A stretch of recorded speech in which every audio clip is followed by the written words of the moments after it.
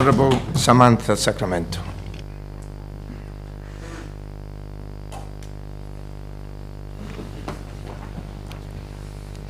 Mr. Speaker, it's quite amazing how time flies, and this has been my first Parliament, and this will be my last budget address of this Parliament, making it important to pause for a moment and reflect on all that has been achieved for our community by this government in our first term in office. Of all the departments that I am responsible for, nowhere is the change as apparent or as rewarding, in my view, as the tremendous progress that has been made in social services in such a short period of time. We have gone, Mr. Speaker, from a haphazard, disjointed service that by the very nature of its disorganization failed to support and reach out to people as it should, to one that is now a far cry from that. The priority has been to reorganize and restructure in a way that has best worked for the service, and the service continues a process of self-assessment and review as needs and priorities change. To say that in the history of social services, it is the first time ever that there is a full complement of staff is an achievement in itself. Yeah. But this government has not stopped there, and we have invested in increasing the number of social workers and support staff. Following restructures, investment in staff, resources and tools means that social workers are now able to discharge their professional duties and are no longer put in a position where they have to work with their hands tied behind their backs, and can now go further and have the capacity to develop strategic policies. Historically, Mr. Speaker, one of the problems was in the recruitment of social workers, because traditionally this is not a profession that has been very popular locally. We have tackled this head on, and in the short term we have teamed up with specialized recruitment agency in the UK to ensure that the recruitment process is quick and effective, and we have a steady supply of social workers in the short term. And through working with the Department of Education, we are engaging with the comprehensive schools and the college to raise awareness in training of this as a profession. In order to properly support social work graduates once they return, Mr. Speaker, so that they are properly trained and with the right amount of support and experience, 2 years ago we introduced 4 additional posts for newly qualified social workers, where they undertake rotations throughout the service, benefiting from the experience of their colleagues. Since the reshuffle, Mr. Speaker, the care agency exclusively deals with social services and no longer elderly residential services. This was the final piece in the jigsaw, Mr. Speaker, to enable the organisation to fully focus on social services for the community and work more cohesively at senior management level, and I will deal with the individual teams in turn. The exemplary team at social services provide a better service year on year now, Mr. Speaker. It's important to note at this stage, Mr. Speaker, that during this term of office, we have increased the complement of social workers by 4, introduced 4 new posts for newly qualified social work graduates, 2 social worker assistants, and more administrative support. With this investment, we have been able to take social services to a whole new level. The Children and Family Services, Mr. Speaker, is made up of different services providing for children and their families in need. Early intervention is essential so as to ensure that children do not need placements outside their family homes. And Mr. Speaker, I'm delighted to report at a stage where we can provide that. Although safeguarding and child protection is what usually gets into the public arena, it is the work that is invested in the early stages that ensures that families move on from crises and resolve their difficulties. So investment into early intervention work, Mr. Speaker, is the right thing to do, and which is what we are now doing, because it helps avoid family breakdown, criminality, domestic abuse, and substance misuse, among other issues. As part of the restructure of social services, Mr. Speaker, we have introduced a duty team to deal with the initial referrals of the service, and they have now been able to develop databases in the last 3 years to gather information on the referrals that they receive. This will assist in highlighting trends in society and, as a consequence, identify where the needs lie. In fact, Mr. Speaker, as an anecdote, I've this morning received an email from the head of the service informing me of a complimentary remark from another government department on how well the duty team is working and how they very actively and proactively follow up on referrals. And it's another example of how and why the service works well, and we work at a multidisciplinary and multi-agency level in a cohesive way, Mr. Speaker, something that was never done before. We are now at a stage where we've developed a database for domestic abuse. And this serves to highlight families where it's a common occurrence and intervention is required. It also helps us identify families where the difficulty has begun to arise and support is offered so the couples can resolve their issues without this impacting on their children. And in fact, Mr. Speaker, recently 2 social workers and the agency psychologist attended a training program in UK so as to deal with victims and perpetrators of domestic abuse. The work carried out under this program is usually incorporated in a child protection plan, because it is no longer good enough to safeguard and protect victims and their children, and we recognize that perpetrators continue to act out in a behavior that they have learned, and punishment itself is not the only solution. These perpetrators will continue to act out their behaviors, and they continue to be parents, so they must be assisted in making the necessary changes and break the cycle. Mr. Speaker, the long-term team will deal with child protection, adoption and fostering, court welfare, children with disabilities and children in need. And I'm delighted to report that thanks to the investment in increasing the number of staff, the court welfare, social workers in the court welfare team no longer have a delay in preparing court reports, a problem that was endemic for many years before we took office. We have introduced a respite service for children with disabilities, and this fulfills one of our manifesto commitments. The Statutory Child Protection Committee continues to meet, and it ensures that safeguarding training is offered to all those who work with children. And the most significant development in child protection is the commissioning of a comprehensive child protection policy for Gibraltar, which will truly be a landmark document and policy. This has been a 2-year project led by social services, but involves all government departments and key stakeholders and is now in the final stages.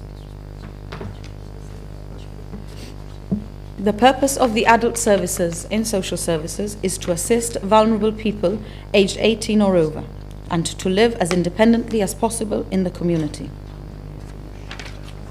They have 8 separate areas of responsibility, which include, in addition to the general social work, domiciliary care, safeguarding adults, daycare services for people over 60, out-of-hours emergency social work, overseas placements for adults with learning disabilities, and the transition stage for looked after children who leave care, and they also sit on the multi-agency public protection and risk of management of sex offenders.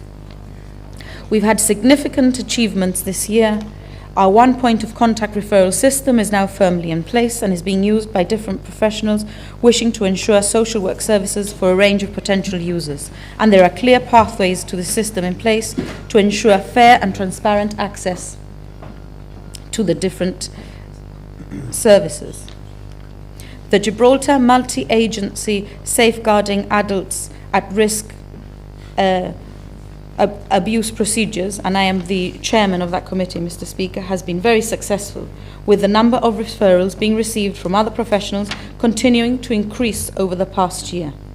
This is due to the increase in awareness around safeguarding as a result of a rolling program of multi-agency training in basic awareness, and 174 people have undertaken this training this year.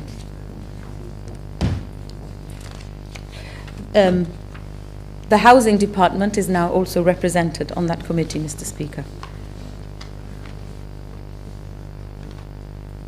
A Gibraltar Public Protection Panel has been set down to ensure the effective communication and a joint approach to the monitoring of people who could pose a threat to the general public, Mr. Speaker. The head of the service, it has been assigned the role of safeguarding officer, and the senior social worker is the data controller for the agency under those procedures. The number of people coming under these procedures, Mr. Speaker, has more than doubled in the past year. In addition, Mr. Speaker, the team sits on the multi-agency domestic violence working group, which I established and is drafting procedures with within their different professional areas so that they work effectively in partnership to reduce the risk of domestic violence and work with survivors and their families. But of all the achievements, Mr. Speaker, I think that there are three main achievements during this term that are so significant that while they haven't taken place during this financial year, I think they are important and I need to mention them.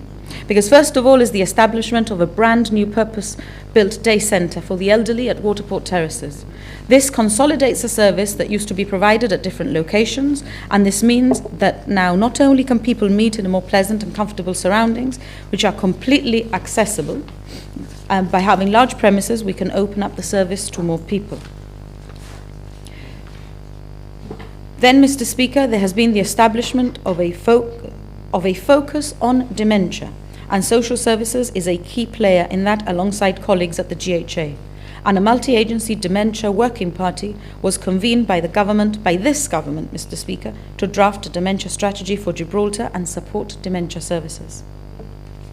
Finally, Mr. Speaker, and one of the things that I can be most proud of is this government's unprecedented investment in domiciliary care, which has seen the biggest injection of recurrent expenditure in the agency. The GSD's budget for this service, when they were in office, was £600,000. Ours has increased it to 2.5 million. So imagine how many more people have received home help.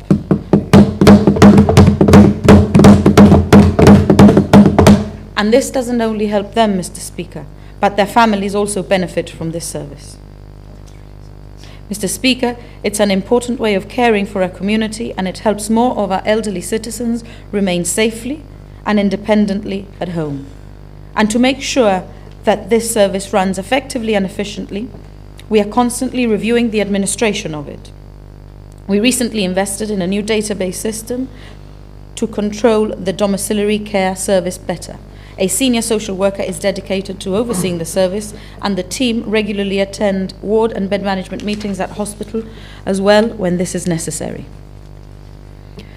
Turning to disability services, Mr. Speaker, and before I start, I wanted to say that the Dr. Hiraldi inquiry was necessary. The inquiry showed that there was abuse, but we need to move on from that, and we have. Mr. Speaker, the service comprises of St. Bernadette's Day Centre for Adults with Learning Disabilities, Dr. Hiraldi Home, and the service in the community. The service today, Mr. Speaker, is nothing like the service from a few years ago, and it has come on in leaps and bounds.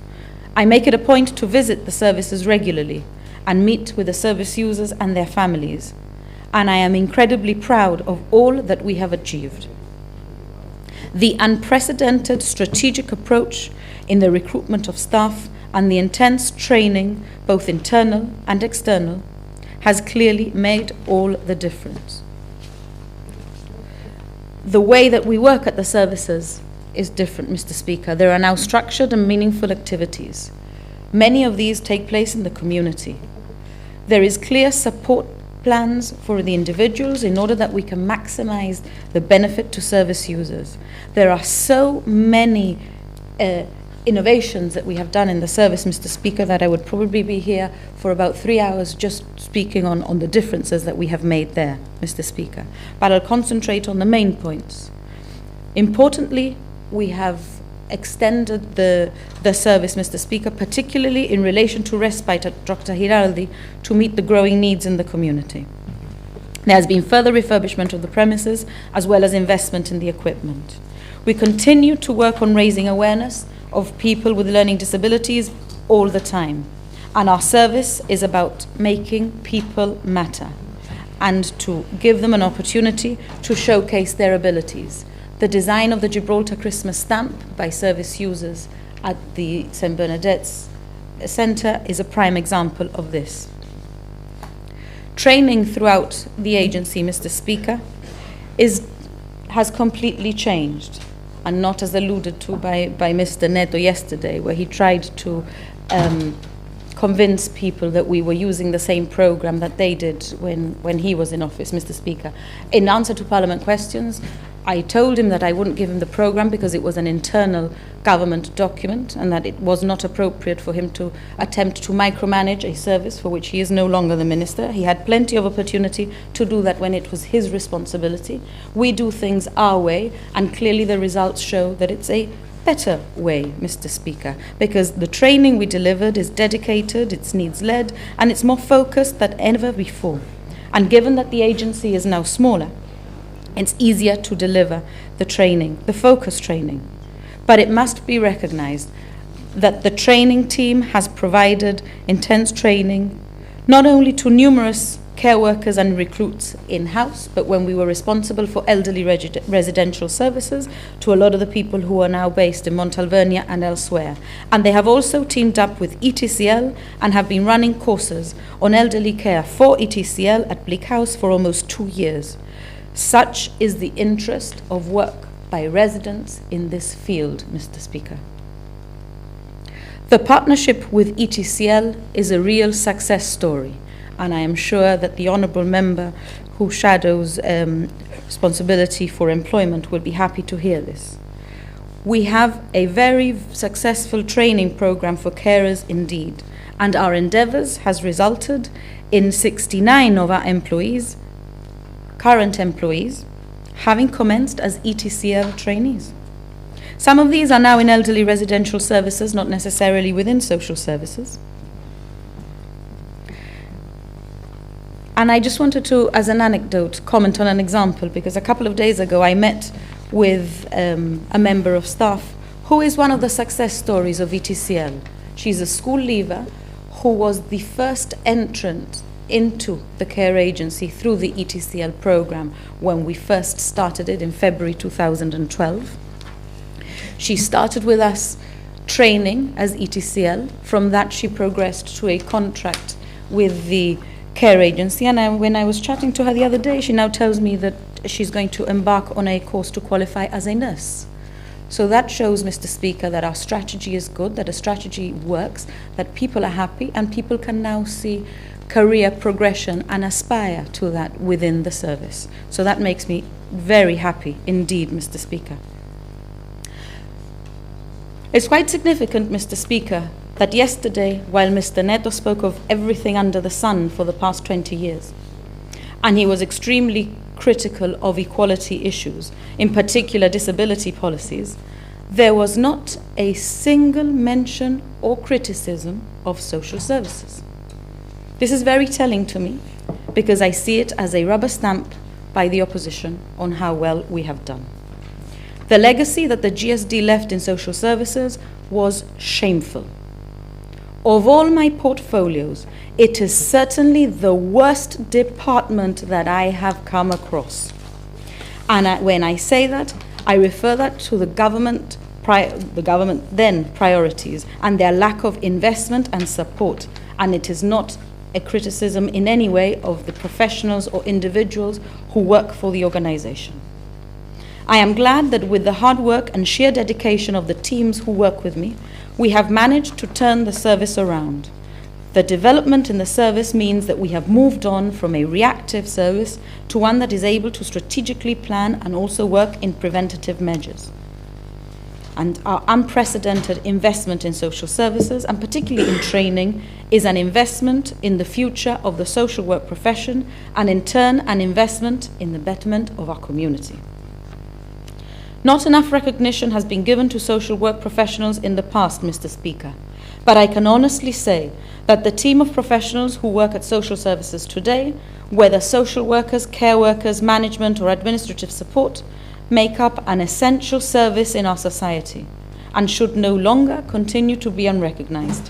They are a dedicated team of professionals who have my full support, and I thank them and the management of the care agency for the difficult work that they do, and work that they do well. Mr. Speaker, I now turn to the Department of Equality. As I have said in previous budget speeches, equality is at the heart of this government, and our commitment to equality shows a natural progression towards an inclusive society, and it is a recognition of a modern Gibraltar. The government has been progressing the equality agenda over this term, and it's an advancement of civic and human rights. It was indeed a proud moment for me to have been appointed as the first Minister for Equality. And I was immensely proud that the first bill I moved in Parliament was the Civil Partnership Bill in 2014, the fulfilment of a manifesto commitment. It is legislation that enabled the formal recognition of relationships between couples of the same sex, a momentous occasion in the history of our Parliament, Mr. Speaker. And on the 28th of March this year, we celebrated the first anniversary of the commencement of that legislation. Introducing that legislation, Mr. Speaker, provides us further step on the road to a fair and inclusive society and the right to be treated equally in the eyes of the law. As we heard the Chief Minister inform us, Mr. Speaker, there have already been 35 civil partnerships so far. We are a government that believes that the respect of a person's sexual orientation is a fundamental human right. Mr. Speaker, this is a far cry from the denial of gay rights demonstrated by the GSD. While Mr. Neto attempted to rewrite history in his speech yesterday, the reality is that the GSD tried everything under the sun that they could to deny the advancement of gay rights. Mr. Speaker, they even went as far as resisting an application to a joint government tenancy by a same-sex couple, in what over the years has been known as the gay housing case. It was resisted all the way to the Privy Council, Gibraltar's highest court of appeal, at a cost to the taxpayer in excess of £250,000. Insofar as the court proceedings for a constitutional declaration on the age of consent, and not a judicial review, as Mr. Neto incorrectly referred to it yesterday, so concerned were the FCO on the issue that they even sent observers to participate in the case. Quite embarrassing, I must say, Mr. Speaker. But then, Mr. Speaker, by Mr. Neto's own admission, the advances made by this government on human rights are greater than those made by his government. And while yesterday he tried his best to retract that statement, he clearly, the statement that he made in the Newswatch interview on GBC on Idaho Day, at least he qualified and conceded yesterday that we had insofar as gay rights. Mr. Speaker, a GSD administration would never have seen the rainbow flag fly above number 6 Convent Place. This government, Mr. Speaker, has sent a clear message that gay people deserve recognition and respect, and provides a further step to a fair and inclusive society. I am proud to be part of this government that was bold enough to send this unequivocal message and mark a milestone in the legislative process. Mr. Speaker, the Department of Equality is able to coordinate and oversee matters relating to disability in all other government departments, and is involved in all government projects.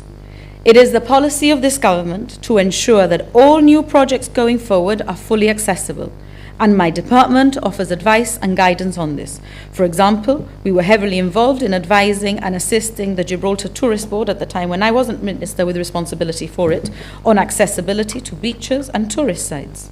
We have seen our beaches transformed into accessible places, with improved walkways in the beaches all year round. We've seen the refurbishment of the Camp Bay pool, which has an accessible ramp being built, has colour contrast in the steps to assist those with visual impairments. We've seen the dramatic change at Eastern Beach and Catalan Bay, which are accessible, and we have the accessible units and mobility aids to assist people with disabilities integrate into our way of life in the summer.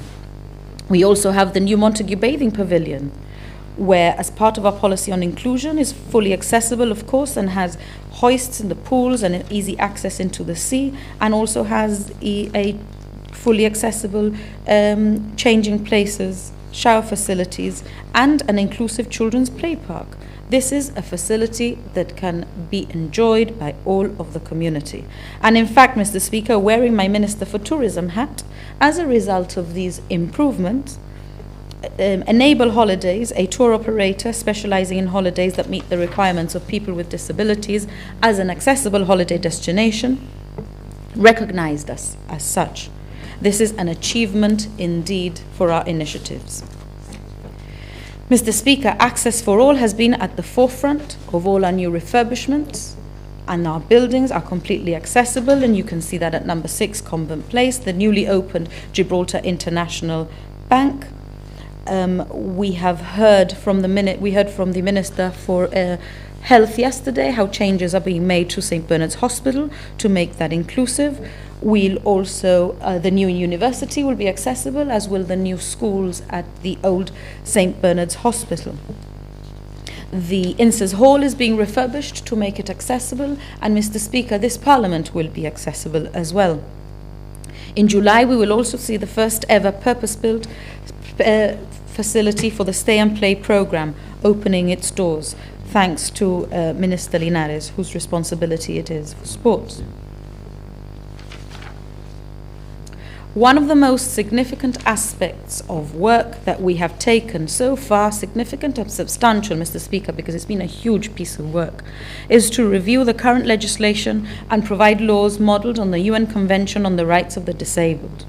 The draft legislation is now ready, and we are in the process of consulting all the relevant stakeholders. We'll be in a position to publish this in the coming weeks. The most fundamental change that the new legislation will bring is the statutory obligation to make premises accessible to people with disabilities. Consequently, the Department of Equality has been working very hard on a programme of auditing and advising government departments on the reforms. The changes will also include public areas and not just buildings. The Government Technical Services Department, in consultation with the Ministry for Equality and the GHA Occupational Therapy Department, have been very busy identifying and making improvements in our community. Also, Mr. Speaker, they have all undergone training on accessibility audits, which was recognized by our department. Mr. Speaker, I accept that our manifesto stated that we would do this in our first year. And of course, with hindsight, this was a bit ambitious of us. But the principle continues to be just as important, and it's taken us a bit longer than we expected. Partly because we didn't envisage to find the problems that we did, and also because it's been quite a complicated exercise, and it's more important that we get it right than we rush it through. Furthermore, the principle is not just about the legislation itself.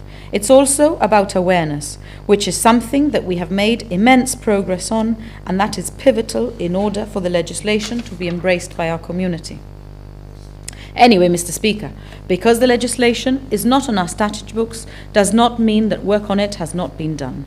We all know that Gibraltar's physical landscape has changed and is changing, and we have embarked on transforming it into a place which is becoming accessible, and we will continue with our schedule of works, Mr. Speaker. And I am surprised that Mr. Neto seems to not have seen all the things that we have done, Mr. Speaker. Perhaps he hasn't been in Gibraltar.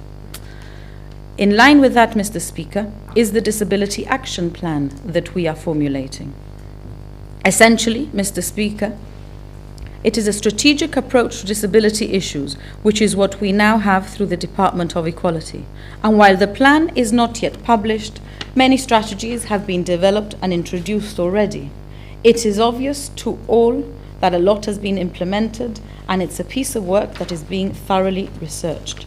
We must not forget, Mr. Speaker, our legacy, in that we are starting from scratch in these matters, because the GSD never laid any foundation in this respect.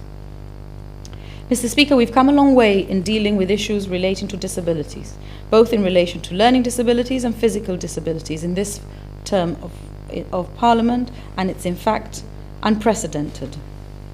The Honourable Member opposite, Mr. Neto, in his vicious diatribe of insults yesterday, demonstrated that he is either blinded by jealous rage on what we have achieved, when he achieved so little, or simply does not see what we have done, which everybody can see. Even Enable Holidays has seen it.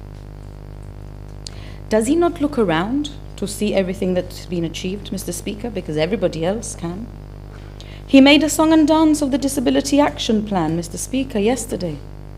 He had the opportunity to do it in 16 years when he had the responsibility, but he failed to do so. He had since 2007 to implement the UN Convention, Mr. Speaker, but didn't do so either. In fact, he did nothing, Mr. Speaker. So I just do not understand his attitude yesterday. But anyway, Mr. Speaker, I will take no lessons from him in disability, in social services, or in anything else. Because I need to remind the honourable gentleman that this is not just about ticking boxes, and what we are doing is setting a responsible roadmap for the next 5 to 10 years, Mr. Speaker. Because honestly, Mr. Speaker, I fail to understand how Mr. Neto has the audacity to pontificate as he did yesterday, when all these things were his area of responsibility, particularly in the last 4 years when he was in government. At least Mrs. Alul Hammond, when she was my shadow prior to becoming a backbencher, could distance herself from the GSD failings because she was not a minister at the time. But Mr. Neto was, and it was his responsibility. So what's his excuse? But anyway, Mr. Speaker, I'd rather concentrate on all the positive achievements that we have made in our term, because thankfully, Mr. Speaker, it's our responsibility. We are in government, they are not. So let's remind them that they are not, and they might wish to have a bit of self-reflection and look at their own failings, Mr. Speaker. As my honourable friend, the Chief Minister, announced, Mr. Speaker, support for our disabled has already been outstanding, and we have yet another increase to disability benefits, increase to the blind person's allowance, 50% increase for rates to sponsored patients, significant increase to income tax allowances for our disabled, reductions in input duty on goods used by our disabled and elderly in our community. Mr. Speaker, I'm not suggesting that everything that needs to be done has been done, but a lot has been done so far, and this is clearly something that's a work in progress, and we are very proud of our achievements so far. We continue to work closely with related groups and societies, and that is one of the benefits of this government's open door policy, Mr. Speaker, that we invite, we consult, and we listen. Turning to gender equality, Mr. Speaker, and the department also continues to develop policies and strategies in this regard. And while we consider the new census to update the information that we have when undertaking our analysis of gender issues in the workplace so as to inform our work programs and initiatives, to promote gender equality and address inequality where it exists. We are particularly looking at educating and raising awareness with the youth. We are in discussions with the Department of Education to explore how to reach out to children of school age, and we are also working with the senior section of the Girl Guides, and we are working together and planning initiatives. We're also working closely with the GFA on initiatives and organize courses on empowering women through sport. It was a pleasure to be invited to the Girls' Fun Football Development Programme during one of its weekly sessions, which aims to encourage girls' participation in football from an early age, with a message that football is just as much for girls as it is for boys. Finally, on education awareness, Mr. Speaker, I am delighted to announce that I have been in discussions with the Vice-Chancellor-Designate of the University of Gibraltar to explore collaboration with the Ministry for Equality to progress the issue of gender equality awareness through the university. And while we raise awareness throughout the year, I make a public statement on gender equality on International Women's Day in March. My message is clear, Mr. Speaker, that girls and women should be empowered to reach their full potential, but ultimately people should be appointed on merit and not on gender, and not to fill any quota. During my term, Mr. Speaker, I have attended the United Nations Commission on the Status of Women at the UN headquarters in New York twice. The Commission is instrumental in promoting gender equality and empowerment of women, and the UN's focus is on priority areas that are fundamental to the equality of women and supports all aspects of the Commission's work. I also form part of a steering committee of Commonwealth women parliamentarians. Through this forum, I hold regular meetings with like-minded colleagues and have been invited to speak at conferences of women parliamentarians that I have attended. And this is an excellent forum to learn and share best practice. In this capacity, Mr. Speaker, in February, I hosted the second British Islands Mediterranean Region Commonwealth Women Parliamentarians Conference. And the conference explored the role of parliamentarians in ending violence against women and girls. High-level speakers, including the Attorney General of England and Wales, the Right Honourable Baroness Scotland, attended as speakers. The conference, and I am sure that Mrs. Alul Hammond, who was also invited, will agree, was a resounding success. Meeting fellow women parliamentarians was an invaluable opportunity to learn from best practice and take away some important insights on how we can most effectively work to eradicate violence against women and girls. Although, strictly speaking, a conference only for parliamentarians, local professionals were invited to the conference to speak, as well as to learn from shared experiences. Significantly, for the first time in Gibraltar, we have a strategic approach to domestic abuse, and this has been a huge task. In order to first understand the extent and the impact of the problem of domestic abuse in Gibraltar, we have been undertaking research and gathering statistical data. This has not been easy, and the exercise is not complete because, save for a few departments, statistics on this subject have never been collated, and we are now in the process of doing so. While we now have a better idea of the issue, it's not necessarily a completely accurate reflection, and we therefore look at different ways of collecting this information in the future. But for the first time, we have established a forum of all key government departments and agencies in relation to domestic abuse. And we meet to discuss working practices in order to improve coordination between relevant departments. The forum will meet at regular intervals and will also invite relevant stakeholders to work with them. The government recognises the exemplary work undertaken by staff at Women in Need in helping victims of domestic abuse. In the past, they had very little support other than the premises and an annual grant, and we have invested a lot of time in working with them. They are actively supported by the Ministry for Equality, who offer guidance in addition to practical support. As well, Women in Need have developed a professional working relationship with social services, and consequently there is now much better communication and cooperation between them. And social services, as a result, are able to deal with cases in an improved manner. In November last year, together with the Director for Equality and the Head of Service from the Children and Families team at Social Services, we paid a familiarisation visit to the Welsh Assembly in Cardiff to see firsthand how the government in Wales was dealing with the issues of domestic abuse at a strategic level, and in particular their policies and strategies in this area. There is no place for domestic abuse in Gibraltar, Mr. Speaker, and my ministry, together with all the relevant departments and agencies, are working together to eliminate this in Gibraltar. Mr. Speaker, in respect of my housing portfolio, I would like to start by saying that in our first term in office, we have constructed almost 1,000 affordable homes offered on a co-ownership basis. And just last week, we have announced the construction of a further 1,700 homes. More detail on this in a moment, Mr. Speaker, but I just wanted to set the tone that this government, under the helm of a GSLP Liberal administration, has done more for housing than the GSD ever did in 16 years. This, of course, is not the only thing we've done to improve housing, but it is so fundamental that I needed to start on that note.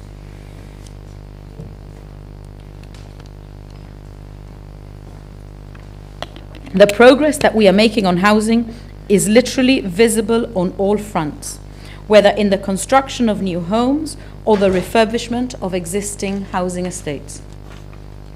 Low-cost and affordable housing is one of our flagship manifesto commitments.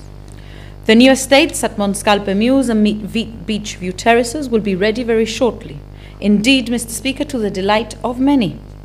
This will provide 331 and 568 flats respectively.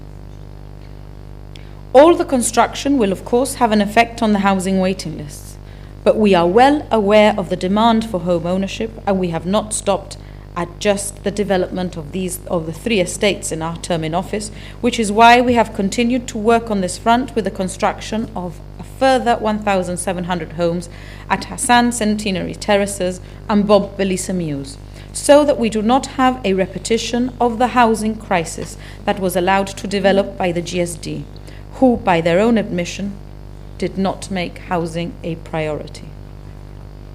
In terms of co-ownership flats, Mr. Speaker, the GSD only ever built 804 flats during their long tenure. We had Waterport Terraces, Cumberland Bayview and Nelson's, and we had a further 600 flats at Mid Harbour's estate. So, unfortunately, Mr. Speaker, that has created the problems which we have inherited today.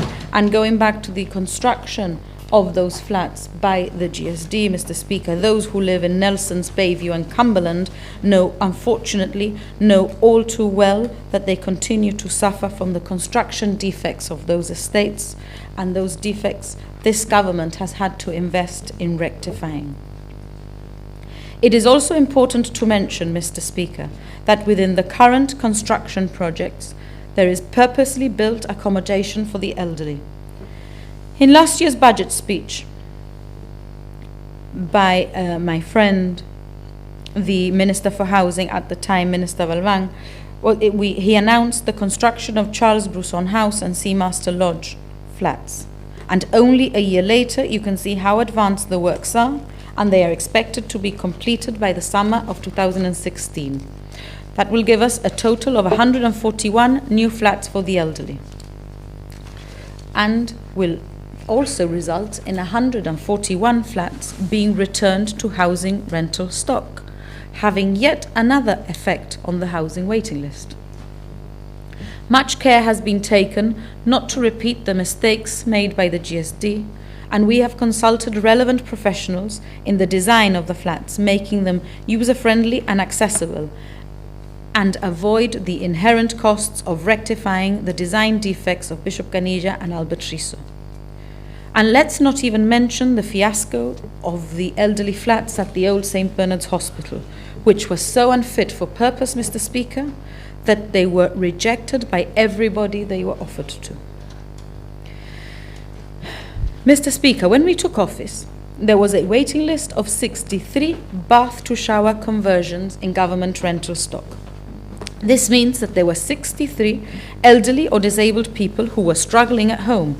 And this, Mr. Speaker, was in the days when hardly anybody received domiciliary care. This is the importance that the GSD gave to the safety and well-being of the elderly and the disabled at home.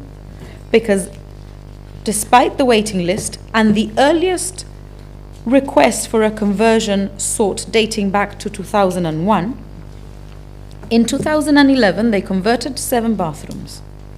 And in 2010, wait for it, Mr. Speaker, it was the grand total of 4 conversions. They fared better the year after, Mr. Speaker, because they did 5. So whereas in 3 years, the GSD undertook a total of 16 shower conversions, I am proud to say, Mr. Speaker, that since we took office and made this a priority, we have in 3 years undertaken a total of 367 bath-to-shower conversions, Mr. Speaker.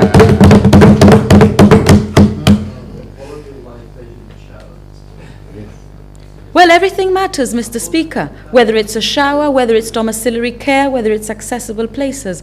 Everything matters to the people who don't have it, Mr. Speaker. And we are a government who cares. We actually care about people, Mr. Speaker.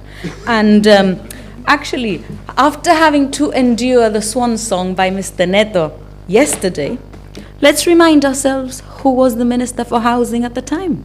He was the evil. He was one of them. He was the yes, evil twin of the swan. Yes, Mr. Speaker. Mr. Neto, who is the one who professes to be the saint or the savior of the people, of the disabled, the person who was preaching from the pulpit yesterday, Mr. Speaker. Oops, maybe he forgot that he didn't help them either. Another important commitment, Mr. Speaker, is the refurbishment of the government rental estates. And true to our word, in our first term in office, the transformation of the largest housing estates is evident for all to see. We have tackled the forgotten estates which were so neglected by the GSD in favor of luxury developments. We now have made considerable... Well, Mr. Speaker, certainly the people who live in the forgotten estates seem to think so, even though those from the GSD who remain present in the chamber, Mr. Speaker, may not agree. Which is why they are referred to as the forgotten estates. Some people forgot them and some people didn't. We have now made considerable progress in the refurbishment projects of 3 major government housing estates, namely Laguna, Glacis and Moorish Castle. Once completed, these refurbished estates will most definitely impact positively on the overall aesthetic appearance of the entry into Gibraltar. A far cry from the slum-like appearance that they were left to deteriorate for 16 years, Mr. Speaker. From an ecological standpoint, careful consideration has been given to the use of energy-efficient designs and material in a concerted effort to leave the lightest possible footprint on the environment. This has resulted in a marked improvement to the thermal and acoustic properties of the building. As such, a sustainable green design has been applied both as a process and as a goal.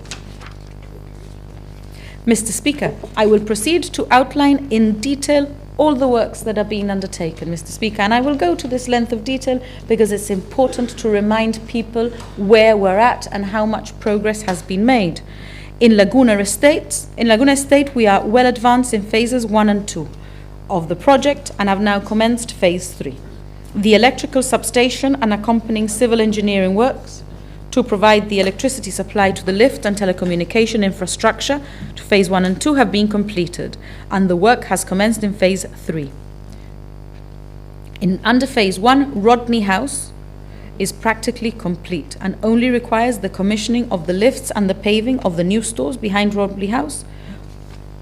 The other work which form part of phase 1 includes Smith Dorian House, Mallard House, Forbes House, Lamport House, Aurelian House, Bayside House, Maidstone House, Blackwatch House, Causeway House and Nelson's House. And I name them all individually, Mr. Speaker, because we have not forgotten. Here most of the external works, including the monopitched roofs, are practically complete, and works on the lift installations are at an advanced stage. Works to Laguna House, Inundation House, Somerset Court, Little House, Kensington House, Jamaica House, Bellamina House, Madeira House and Boyd House, which are part 2 of the phase, have started and are progressing well. We have commenced phase 3 and have at Resolution House, Forrester House, Somerville House, Devon House and King's House. And works to the external facade have commenced at these, Mr. Speaker. All the above phases are scheduled to be completed by next year. Equally, progress at Glacis Estate is plainly evident. George Jaeger House is complete and the installation of a new lift to its south elevation will be starting soon. The removal of the scaffolding at Referendum House is now complete. And I can only think of one word to describe the look of the new tower blocks, Mr. Speaker, and that is wow.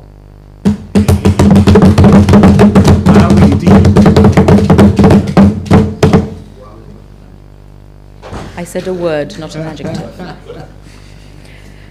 Works to the internal facade have started on all blocks in the estate. I said a word, not an adjective. The monopitched roof at Constitution House is virtually complete, and those to Brother O'Brien House, Portmore House, Gustavo Bacarisa House and Ironside House are well advanced. The refurbishment of this estate is scheduled for completion by December 2015.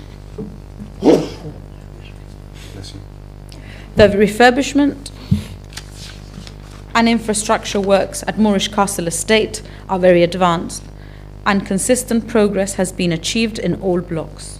Additionally, refurbishment works to Moorish Castle married quarters, which has historically suffered severe problems from water penetration, another forgotten one, Mr. Speaker, are programmed to start this summer.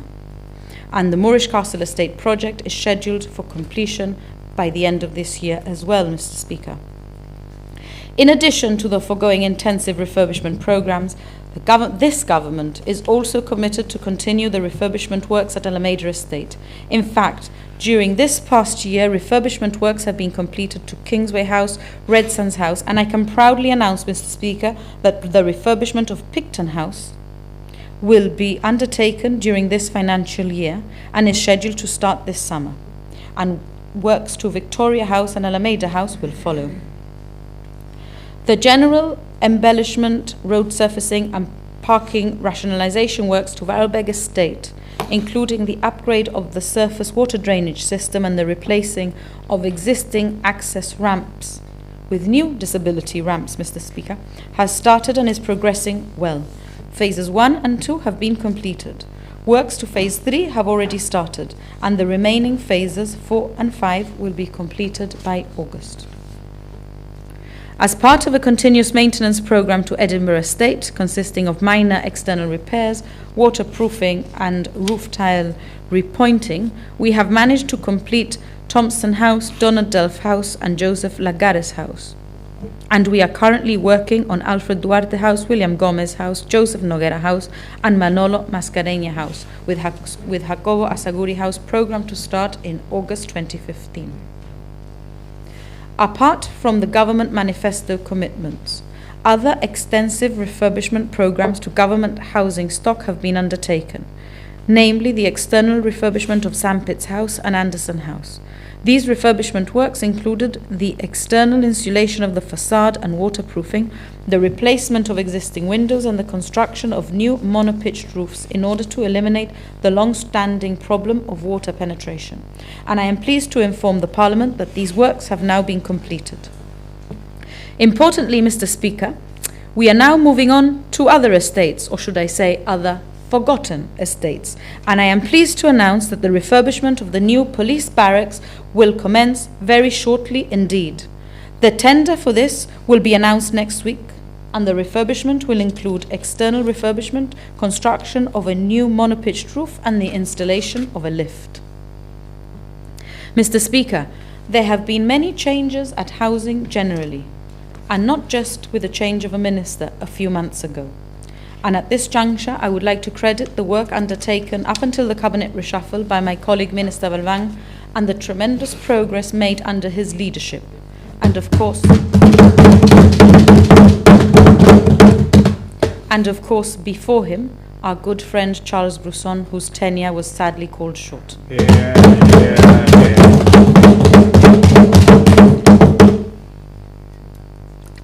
The Housing Department has seen major changes in the last year.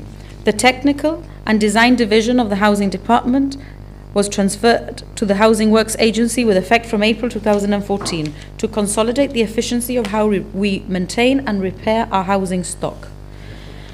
A collective grievance created and subsequently unresolved by the previous administration that created an unsustainable fissure in communications between the agency and the critical housing department technical and design subsections has finally been overcome with this amalgamation. Brand new and modern office accommodation was designed and built by the Housing Works Agency to house the former Technical and Design Division, and everyone is now under one roof within the Housing Works Agency premises. And at last, Mr. Speaker, the interlaced activities and procedures of two previously contending government organizations have merged to provide excellent association, interaction and dependability. The merger has enlarged and enhanced the scope of the Housing Works Agency's activities significantly, and whereas initially commissioned only to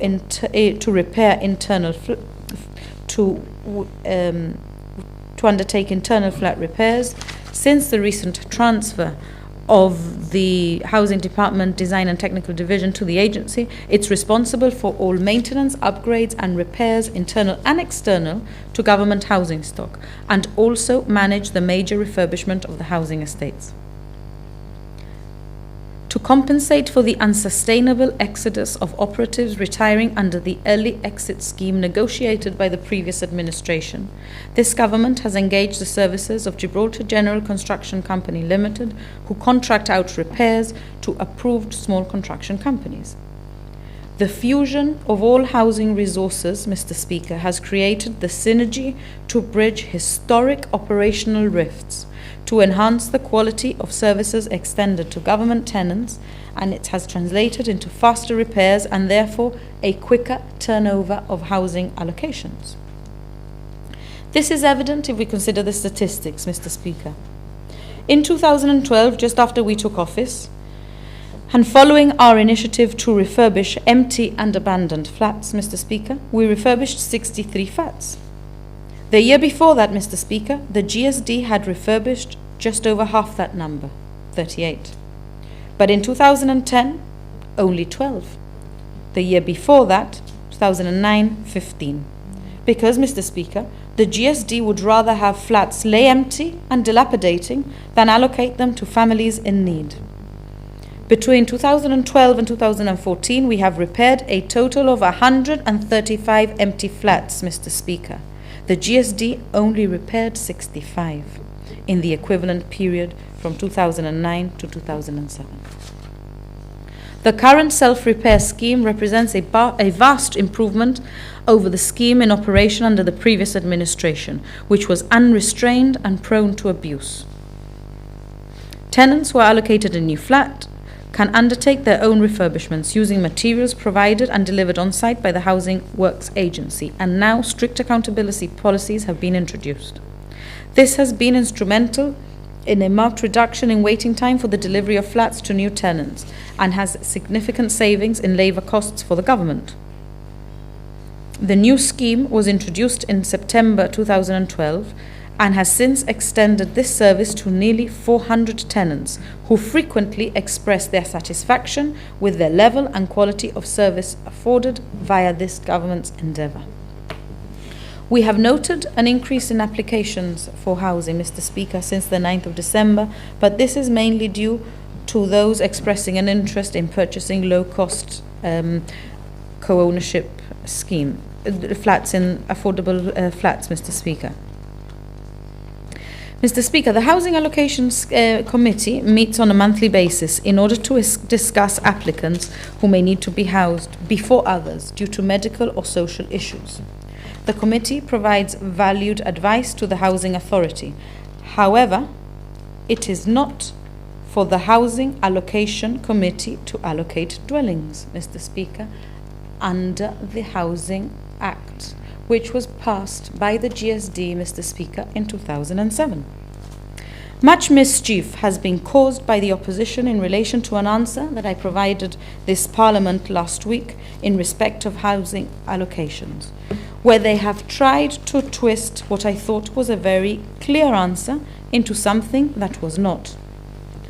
Much political mischief and scaremongering, Mr. Speaker, and very telling that the press release issued by the GSD was not by an elected member. For this, I actually credit my elected shadow, because he, as any other opposition member who has been a Minister for Housing, will understand what I mean and therefore realizes that this is a non-point. In fact, Mr. Speaker, the reality is that it was the GSD who made the changes to the way that allocations are made under the Housing Act. They introduced this change, Mr. Speaker, because houses used to be allocated by the Housing Allocation Committee, and they no longer do so since 2011. When the law was changed by the GSD, Mr. Speaker, allocations must be made by the authority, and the statutory authority in the legislation is the Minister, Mr. Speaker. So much ado about nothing. At this, yes, Mr. Speaker, because if the GSD have forgotten, I will remind themselves of something that the then Chief Minister, now backbencher, the Honourable Sir Peter Caruana, said in answer to a question by the late Charles Brousson on allocations at the Mid-Harbours Estate. The answer, and I will read from Hansard, Mr. Speaker, is the allocation was done by the government, not the Housing Allocation Committee, albeit it was done by reference to the waiting lists. So, Mr. Speaker. Yeah, there were lots. Well, it goes on to say that there were 490 letters issued. So, Mr. Speaker, on only one occasion in 2007, the GSD, the chief minister at the time, said that 490 people had been offered accommodation directly by the minister. Well, this was done in accordance with the act that they changed. Oh, and yes. I would like to thank the honourable backbencher for assisting me in that regard. The yoga was just before an election. Yes, Mr. Speaker. The honourable backbencher has reminded us that those almost 400 people were directly offered, almost 500 people were directly offered a house at Mid Harbours Estate by the government, not the Housing Allocation Committee, Mr. Speaker, just before the election. Gone before. No. The truth will out.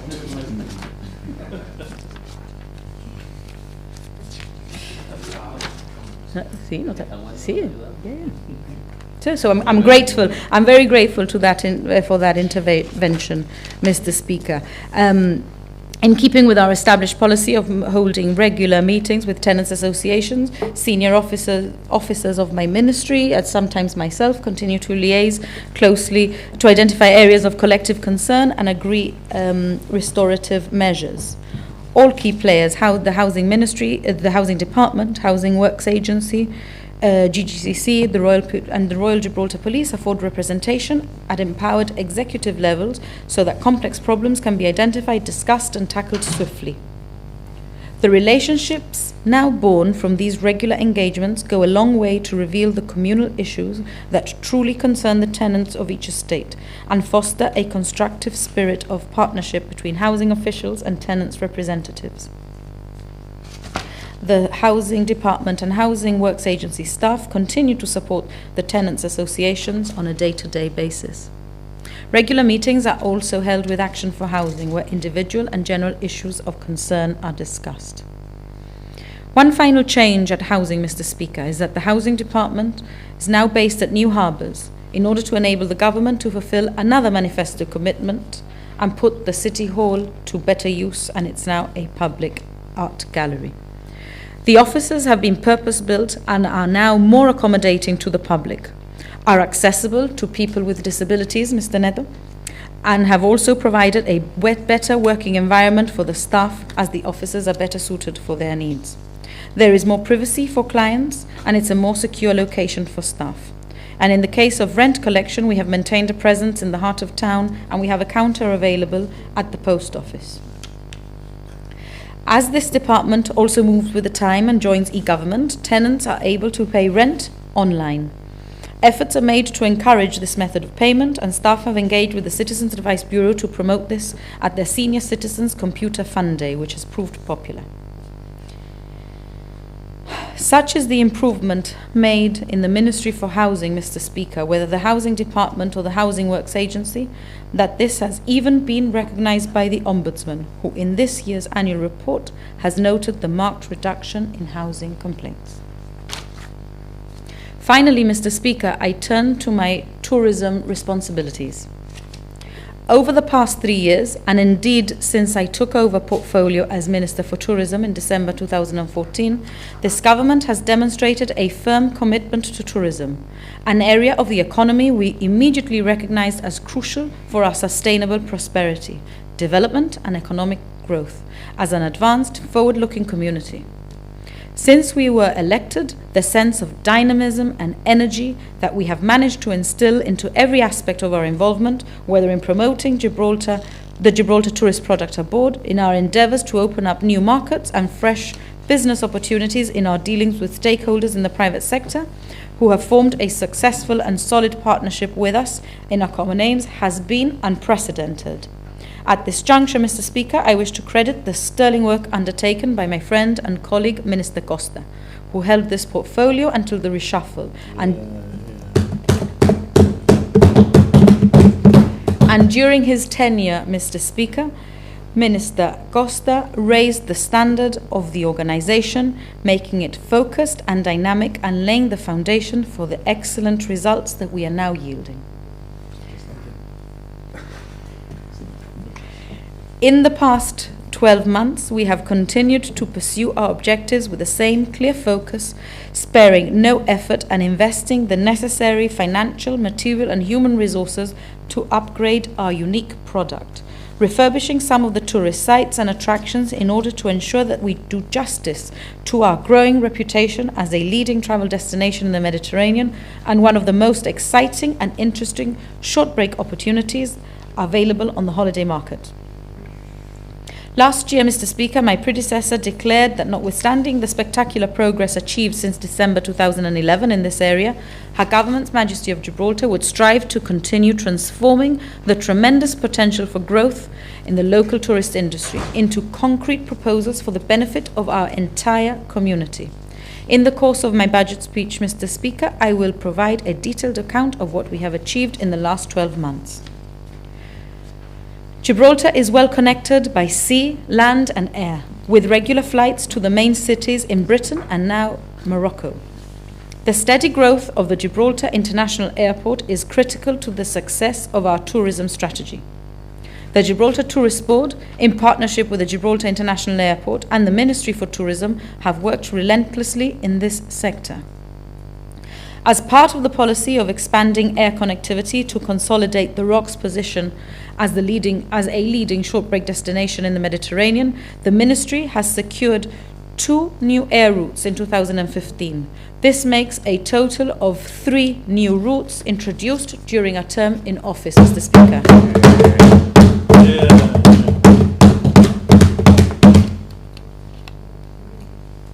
One a year, not small. Indeed, Mr. Speaker, the expansion of the aviation services in Gibraltar has been noteworthy. And this summer, we have added Bristol, Tangier and Casablanca to our list of destinations, bringing the total to 8. London Gatwick, Heathrow and Luton, Manchester and Birmingham being the others. The additional 5 weekly flights will increase the number of weekly departures from Gibraltar International Airport to 37.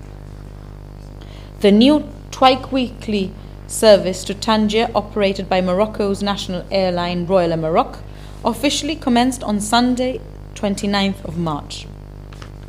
This flight is estimated the shortest intercontinental flight in the world, Mr. Speaker, with start and end in Casablanca, Morocco's main city and, importantly, economic hub, because from there connections are available throughout Morocco and other destinations in Europe, the Middle East, Africa and North America. This initiative forms part of a wider approach by government to promote Gibraltar as a tourism destination, as well as offer opportunities in financial services and commerce to Morocco. Gibraltar also welcomed a new UK destination on Sunday, the 19th of April, with EasyJet offering 3 times a week service to Bristol. And this has been heralded by EasyJet as the most popular of its new routes, Mr. Speaker. We are greatly encouraged by the steady increase in air passenger departures in UK scheduled flights since 2011, when just over 193,500 were registered, a figure which has gone up to 209,100 in 2014, notwithstanding a slight dip in 2013. In respect of air passenger arrivals on scheduled flights from the UK, Mr. Speaker, these have risen from 189,500 in 2011 to 204,600 in 2014. Both figures represent an increase of almost 8% since we took office. Total passenger numbers at Gibraltar International Airport exceed 400,000 for the first time ever. We are confident that the new routes to Bristol and Tangier Casablanca will have an impact on our air traffic and open up fresh opportunities for the tourist industry both in Morocco and the southwest of the UK.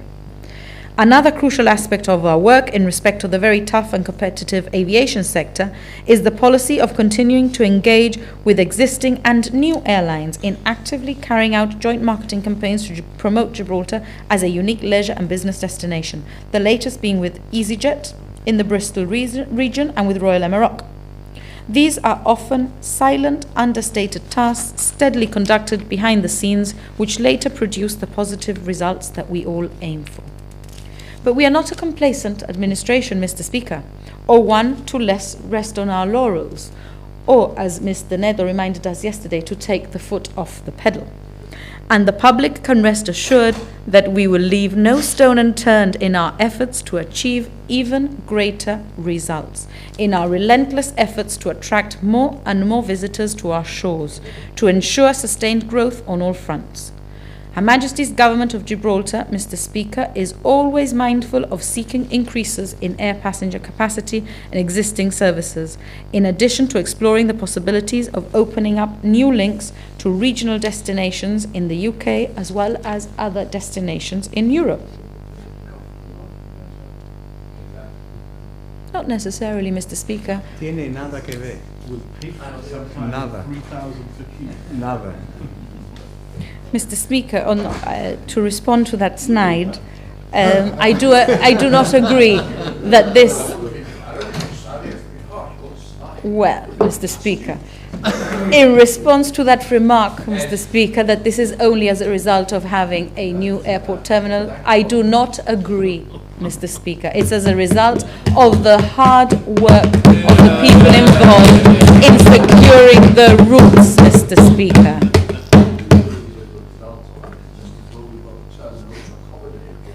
Mr. Speaker, perhaps I could continue with my speech. Because, Mr. Speaker, we are working on route development out of Gibraltar International Airport with parties outside of Gibraltar who have shown an interest in partnering with us in the expansion of operations. This could have the consequent effect of boosting passenger numbers even further through the terminal in the long term. We want to continue building on our success of the past 3 years to put Gibraltar on the map as a major international destination for leisure and cultural tourism, to significantly increase overnight passengers in our overnight visitors in our hotels, promoting our air services, cruise industry, shopping experience, and our port as a cluster for professional shipping and maritime activity.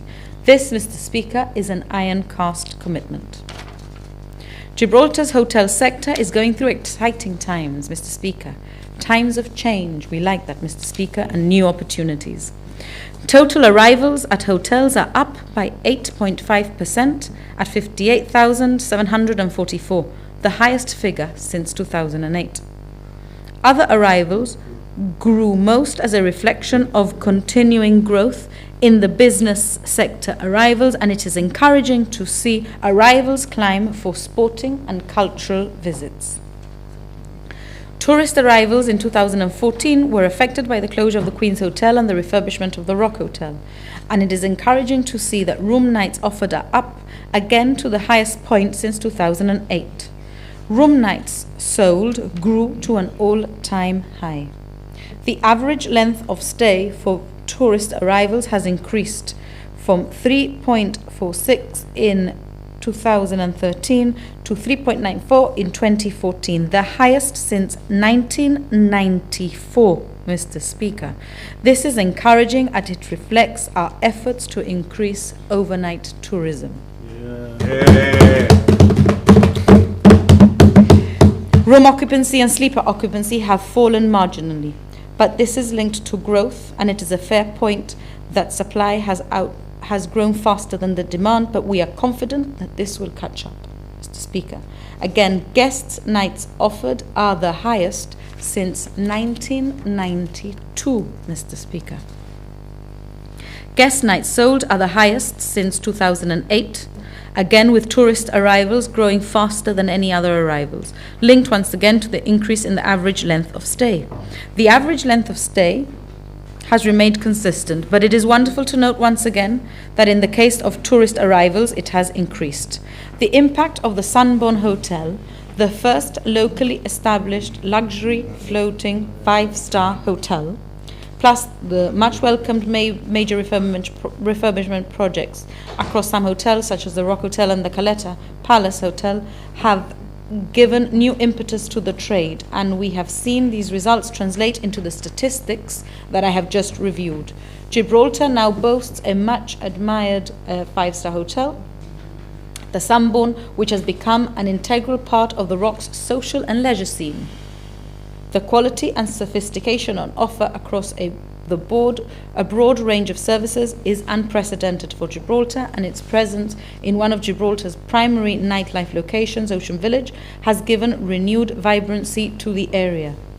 Importantly, we have now developed an interesting and much needed variety in our local hotel bed stock to satisfy customers whether they are seeking budget holiday type accommodation to the intermediate and the luxury styled product.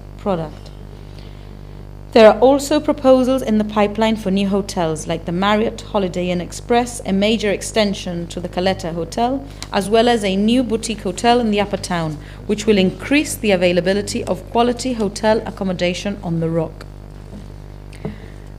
Mr. Speaker, our proactive marketing strategy over the past year has been successful in selling the Rock as the ideal short-term holiday destination on a global scale, and the improved tourist product has also had an effect on the growing number of cruise ship visitors to the Rock.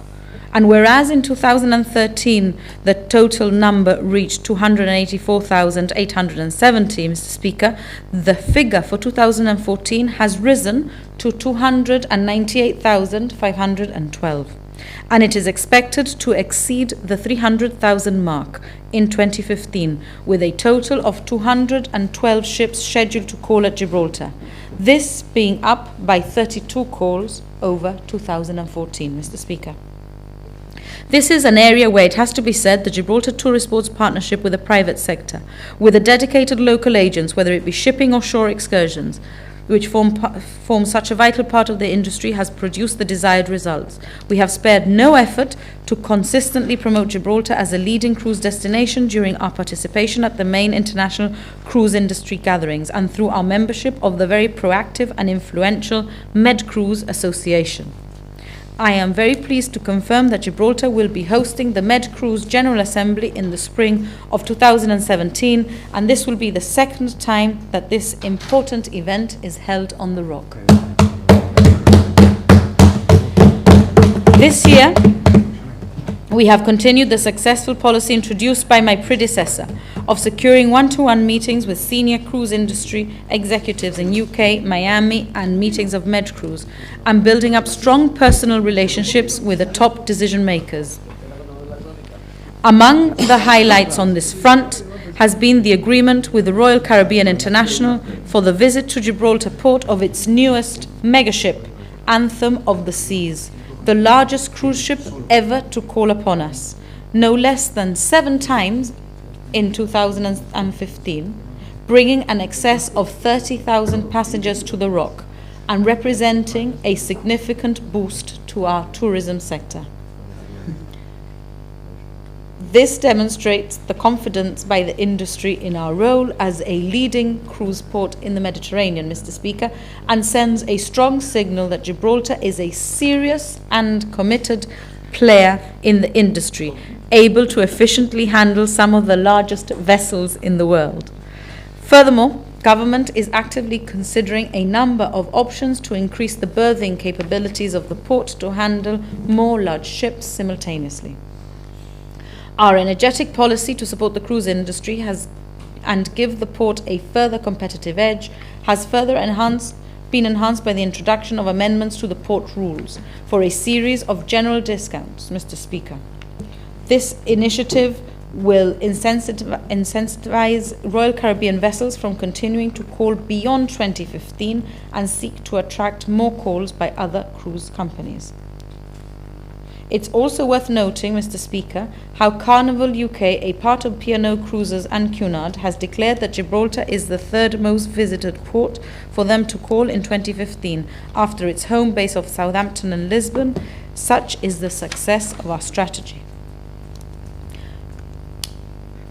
One of the aims that we have continued to pursue is the issue of cruise turnarounds, which would make a huge boost to our tourist trade in every sense.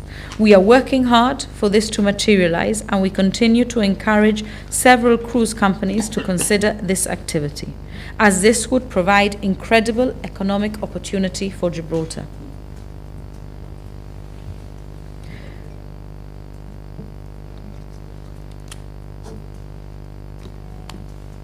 In the past 3 years, Mr. Speaker, the Gibraltar Tourist Board has made a capital investment of £3 million in the Rock's major tourist attractions at St. Michael's Cave, the jewel in the crown of the local product. It's been extensively refurbished and modernized, creating a more contemporary look inside. Significantly, Mr. Speaker, the entrance was completely redesigned and has the installation of a wheelchair lift to improve access. I'm sure Mr. Nether will be happy to hear that. And the stairs have been fitted with lights, with a new spectacular 30-minute Sonnelumiere show that runs all day and enhances the dramatic geological features and striking views in the caverns of the interior. The 100-ton gun site has also been refurbished, and there has been beautification of the external area, and now also has an accessibility ramp which extends the view of the gun to people with disabilities. I am sure Mr. Neto is making note of this as well. In the past, they only had access to the exhibition.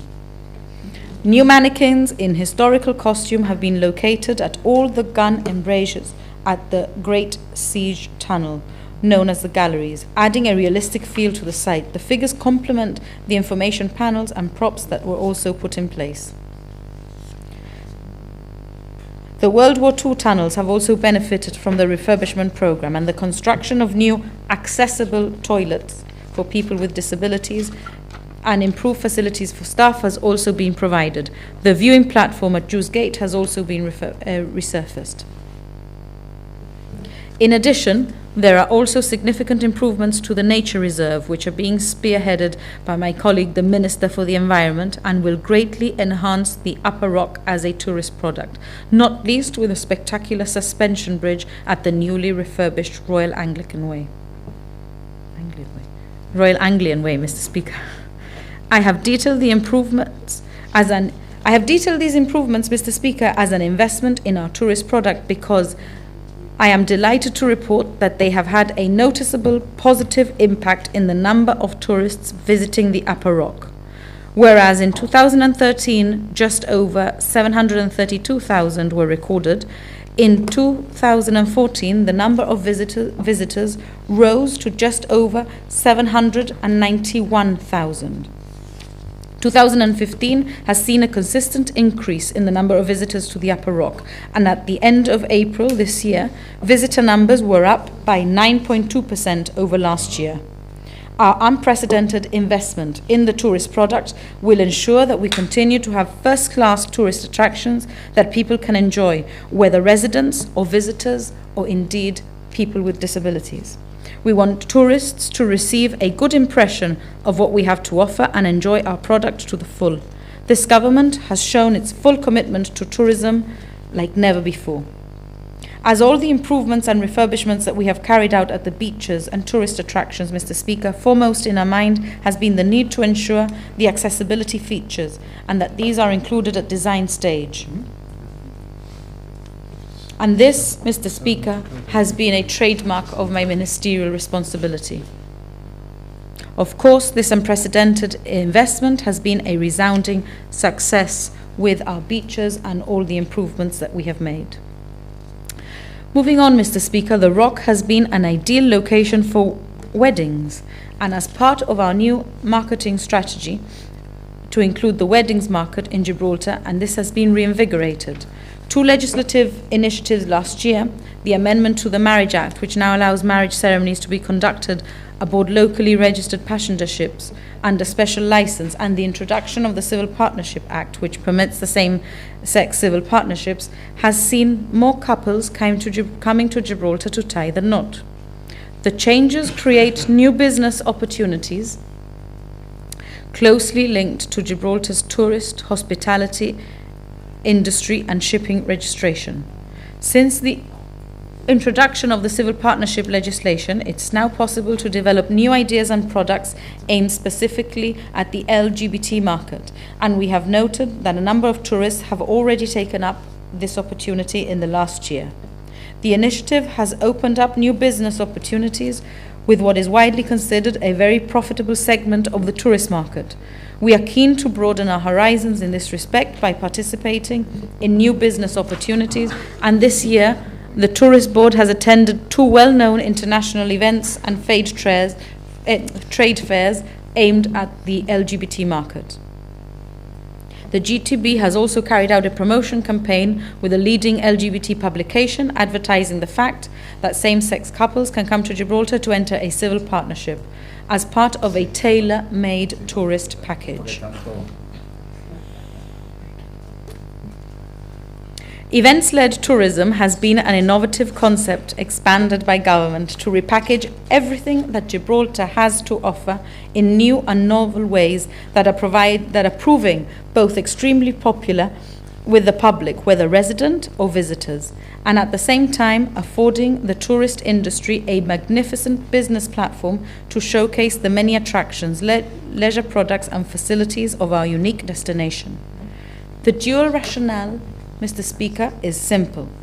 Organize a first-class cultural event with an international dimension that will appeal to the general public across the board, and by doing so be assured that you will be attracting visitors to Gibraltar as well on the strength of those events. We have found that many visitors who will find the experience engaging enough to want to start booking a return to the Rock as soon as they arrive home. We have worked closely with the Ministry for Culture on joint initiatives to encourage event-led tourism to Gibraltar, and the idea has worked exceedingly well.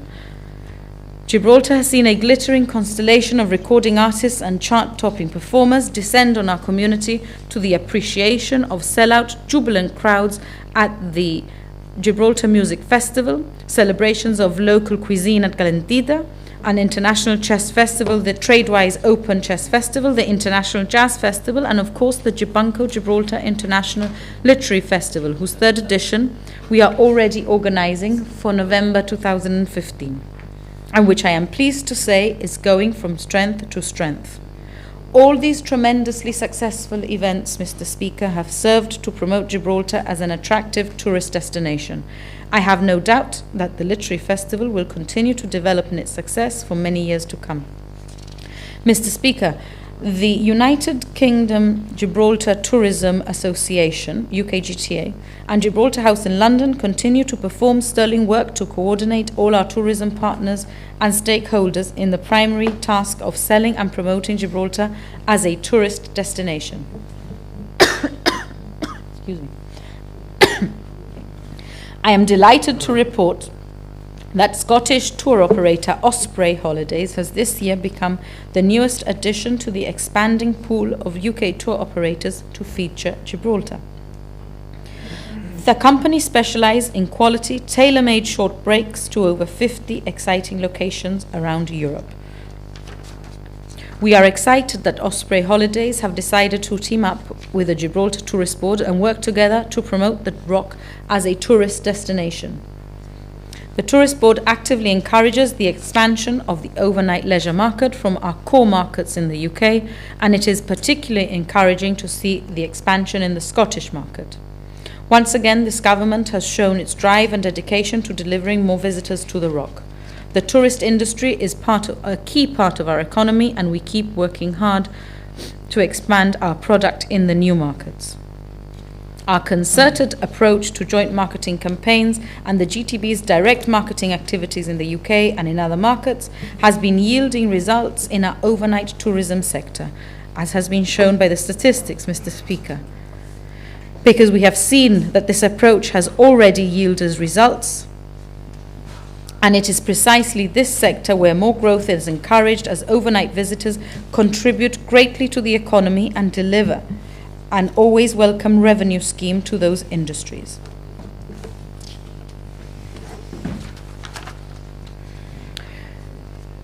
Mr. Speaker, my main priority as Minister for Tourism will be to ensure that Gibraltar continues to build on its deserved reputation as a unique tourist destination which offers first-class services, value for money, and a whole series of exciting tourist attractions and beautiful sights. It is also important that we keep on working to ensure growth in our cruise industry, in expanding air connectivity still further to other European destinations, in strengthening links with local tourist industry stakeholders and partners both in Gibraltar and in UK for the benefit of all. Our economic structures reflect the proven resilience acquired over many years and countless challenges, and tourism is a vital component of the economy in our long-term sustainable prosperity. Yeah.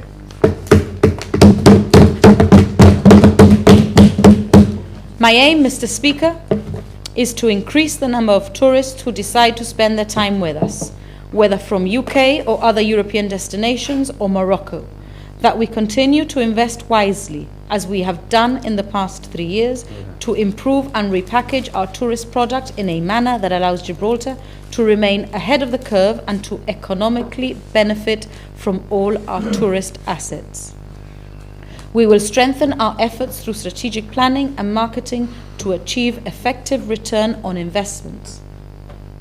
The brilliant figures show the strength of the tourism industry right now, Mr. Speaker.